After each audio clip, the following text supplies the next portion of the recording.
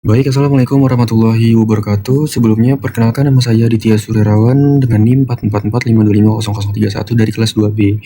Baik, di sini saya ingin menjelaskan terkait regresi dan korelasi serta tata cara pengolahannya di RStudio ya.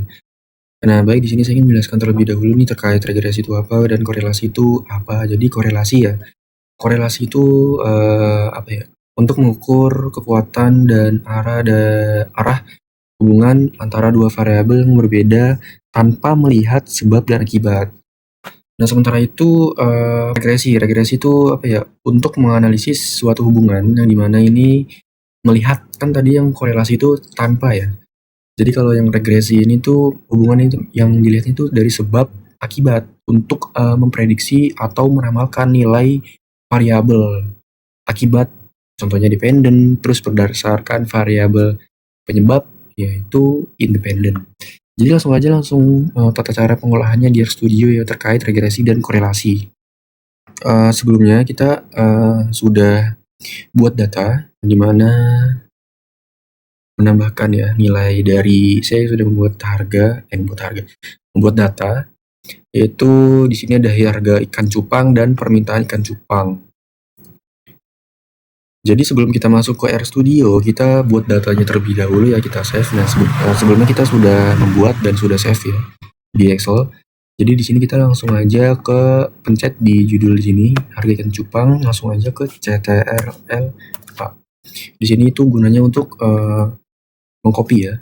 Terus habis di copy, kita masuk lagi ke CTRL C untuk kalau sudah kita masuk ke RStudio. Nah, oke, kalau kita sudah masuk ke RStudionya, di sini kita masukin sinteks-sinteks ya yang kemarin sudah kita lakukan di praktikum saat kemarin.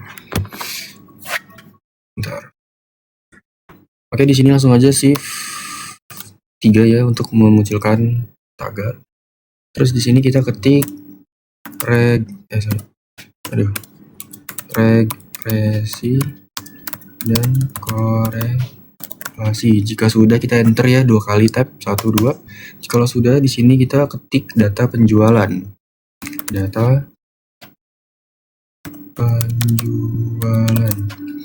Jikalau sudah di sini kita sama dengan terus kita ketik lagi red dalim ya yang di sini sudah muncul, kita langsung klik aja. Di sini kita ketik salah. Kita tanda kutip dulu baru ketik klip. Kalau sudah, kita pencet di bagian regresi dan korelasi ya, baris di regresi dan korelasi, habis itu kita run. Nah, kalau udah run di sini di baris kolom 4 kita ketik data penjualan. Terus habis itu kita enter lagi di baris kolom 5 ini kita ketik data penjualan lagi. Setelah itu kita ketik sama dengan data frame ya, di sini muncul, kita pencet aja. Kalau sudah di dalam tanda kurung ini kita ketik lagi data penjualan. Terus di run aja. Jikalau sudah di baris kolom 6 ini kita isi 6 dan 7 ini kita isi Y dan X-nya ya. Y sama dengan data penjualan. Terus kita shift 4 ya untuk menampilkan permintaan. Jadi tadi kan di 6 ya, ini 6 di baris kolom 6 itu kita isi Y. Variabel Y itu kita isi permintaan ikan cupang. Sedangkan kalau nanti di baris kolom ke-7 nanti itu kita isi baris X ya, yang data penjualan itu kita isi harga ikan cupang. Di sini kita permintaan terlebih dahulu. Nah, kalau udah kita run, setelah itu kita yang X ketik lagi data penjualan. Terus kita save 4 lagi untuk muncul. Nah, di sini kita pilih yang harga ikan cupang. Ya, kalau udah di sini kita run. Nah, di baris kolom 8 itu kita ketik regresi Loh, kok nggak muncul ya? Oke, kita ketik aja manual. Regresi sama dengan lm linear model, lm shift kurung. Di sini kita ketik aja y shift spasi x. Oke, kalau udah kita run lagi. Oke, kalau udah di baris kolom 9 kita isi regresi aja. Seharusnya muncul nih regresi. Nah, benar kan muncul. Terus regresi. Oke, kita enter. Aduh, jangan enter dulu, di run dulu aja. Di run. Biar muncul nih call lm formula. Nanti kita jelaskan di akhir ya. Setelah itu di baris kolom 10 kita ketik sum dari. Nah, di sini langsung muncul, kita ketik aja. Kita klik di dalam ini, dalam tanda kurung, kita ketik regresi. Nah, kalau udah kita run. Oke, aduh. Terus di baris kolom 9 itu kita ketik plot. Plot di sini x dulu, y dulu, habis itu x lab. Shift kita tulis harga ikan cupang. Harga cupang.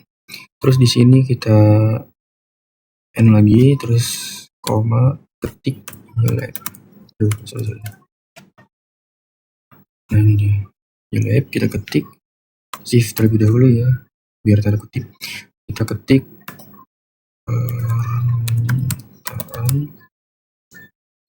permintaan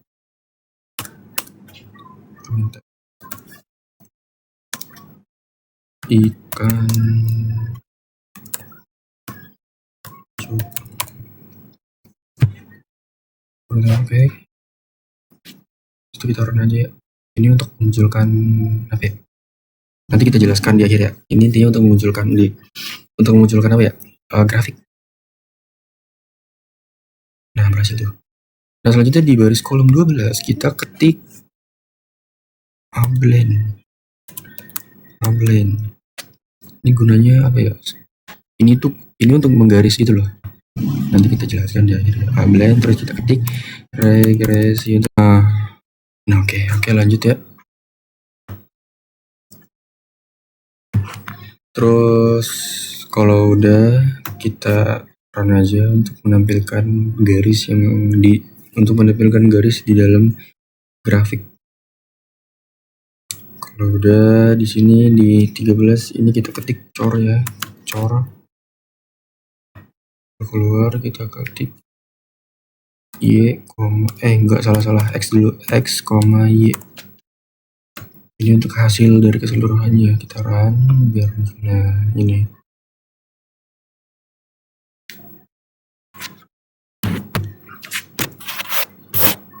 Oke, kalau udah seperti ini berhasil ya. Di sini udah ada grafiknya, permintaan ikan cupang dan harga ikan cupang. 2000, 4000, 6000 dan 8000 dan seterusnya. Di sini yang permintaan ikan cupang 200, 600 sampai 1000. Oke, di sini saya ingin menjelaskan terkait yang muncul yang di sini nih, yang call lm, terus formula itu maksudnya apa, terus koefisiennya itu interceptnya apa, seperti dan lain-lain. Oke, langsung aja masuk ke penjelasan terkait itu ya. Nah, di sini kan ada call, terus lm formula sama dengan y, terus x, yang dimana lm itu linear model. Terus di sini formula sama dengan yx itu, y ini artinya itu apa ya, variabel yang independen, variabel terikat gitu contohnya. Terus yang x ini tuh variabel yang bebas atau tidak terikat, yaitu independen. Kayak yang dimana yang ini nih digunakan untuk apa ya, melihat apakah harga si ikan cupang ini itu mempengaruhi permintaan dari ikan cupang. Nah, gitu. Terus selanjutnya ya di sini koefisien. Terus intercept.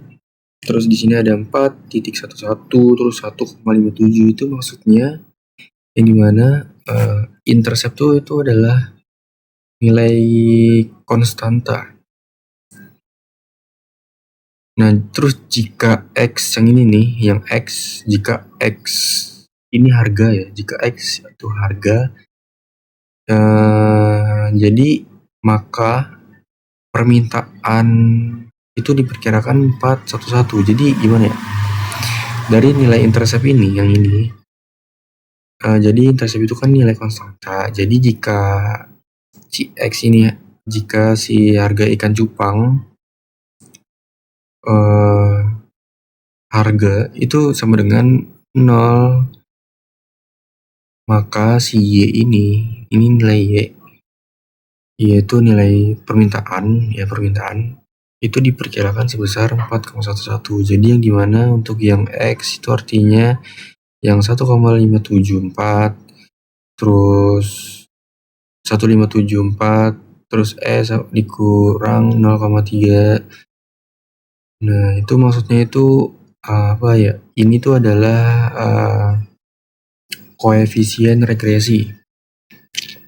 Terus ini bisa juga maksudnya setiap kenaikan satu satuan harga itu permintaan dapat diperkirakan naik sebesar 0,00 sekian.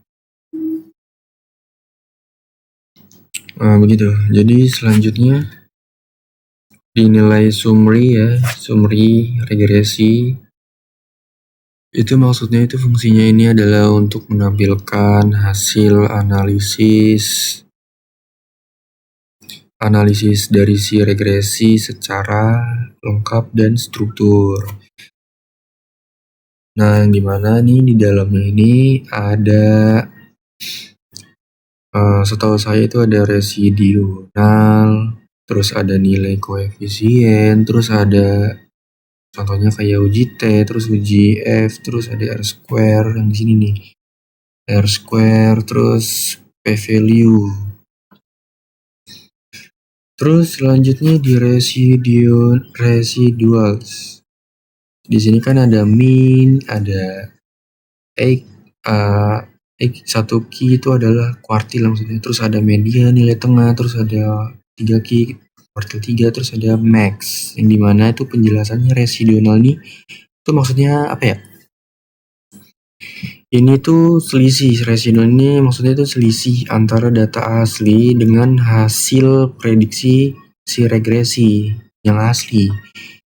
Jadi ini yang mean ini artinya yang mean 429,63 itu maksudnya mean itu adalah residual terkecil. Terus di sini ada satu key itu ya itu artinya ya kuartil 1. Terus di sini ada median itu nilai tengah, terus di sini 3 key itu ada kuartil 3 maksudnya. Terus di sini ada max. Max itu maksudnya nih ya residuals ya terbesar, max adalah max. Jadi residual ini digunakan apa ya, untuk melihat seberapa jauh error dari model si regresi ini yang kita buat, error atau enggaknya kita melihatnya dari situ. Nah, terus selanjutnya di bagian koefisien yang ini ya, koefisien, terus di sini kan ada intercept, terus ada estimate, std error tuh maksudnya ini yang saya ketahui aja ya. Maaf Kang Teh. Nah, yang dimana di sini tuh ada nilai estimasi gitu. Dimana di sini kan ada 4.1110 tambah 2 dan seterusnya ya sampai PR ini T value seterusnya, yang dimana estimasi itu nilai koefisien dari regresi. Tadi kan intercept ini kan nih yang ini 4,11. Terus yang X-nya ini 1,03 itu ya. Terus yang STD error ini yang 9,785, terus 3,306. Nah, ini tuh maksudnya apa ya? Kesalahan standar dari estimasi si koefisien. Jadi semakin kecil nilainya, itu semakin baik estimasi daripada si modelnya gitu. Terus di sini ada T value, itu maksud yang ini 4.201, terus ada 0,476, itu maksudnya itu T value itu digunakan untuk uji T ya, yang dimana itu rumusnya itu sama dengan yang setahu saya ya, itu estimate per STD error kalau nggak salah. Ya pokoknya gitulah. Terus selanjutnya di sini ada PR atau P value ya. Yang ini nih yang 0,000112 terus 0,636 yang dimana ini guna untuk melihat apakah variabel si X itu berpengaruh signifikan terhadap ya si Y gitu, terhadap Y. Jadi P value itu apa ya? Jadi P value itu yang di sini kan P value 0, yang di sini 0,636193, yang dimana itu kan maka yang 0,636 itu lebih dari 0,05, yang dimana jadi variabel X itu tidak berpengaruh signifikan terhadap Y karena lebih dari 0,05 gitu.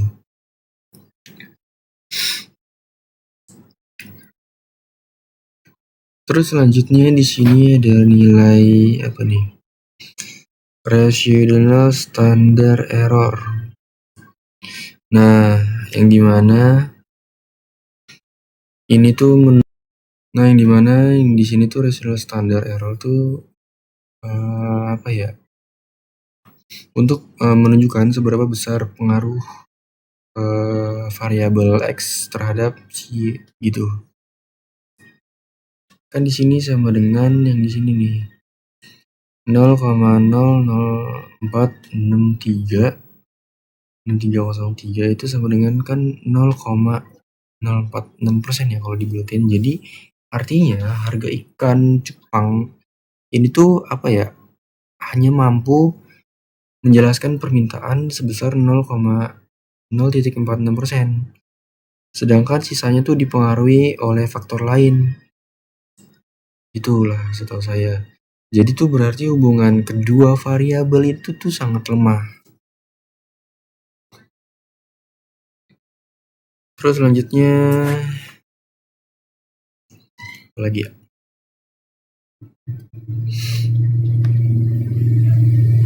Nah, di sini kan tadi yang membuat grafik ya, yang plot. Di sini yang plot terus X, Y, terus X lab.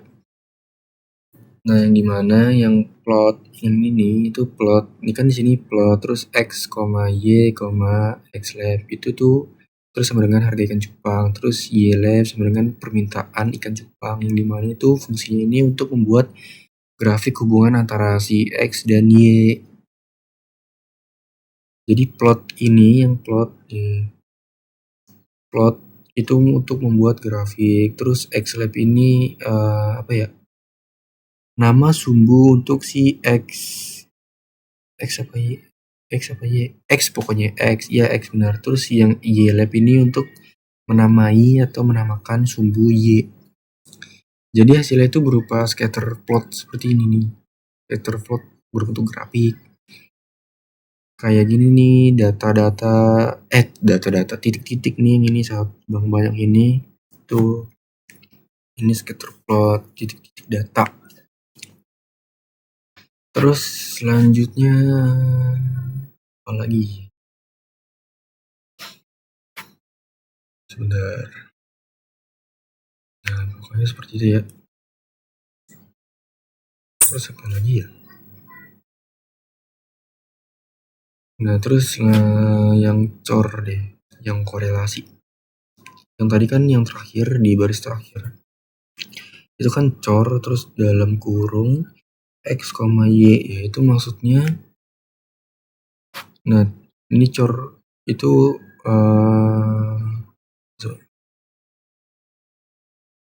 yang dimana iya ya. Jadi kan cor terus dalam kurung X, Y, yang dimana ini untuk menghitung nilai korelasi antara si X dan si Y. Jadi kan hasilnya tadi setelah kita habis kita ketik cor terus X, Y, jadi kan habis diaran terus muncul nih. Itu angka 0,067826. Yang dimana itu nilai korelasinya itu mendekati 0.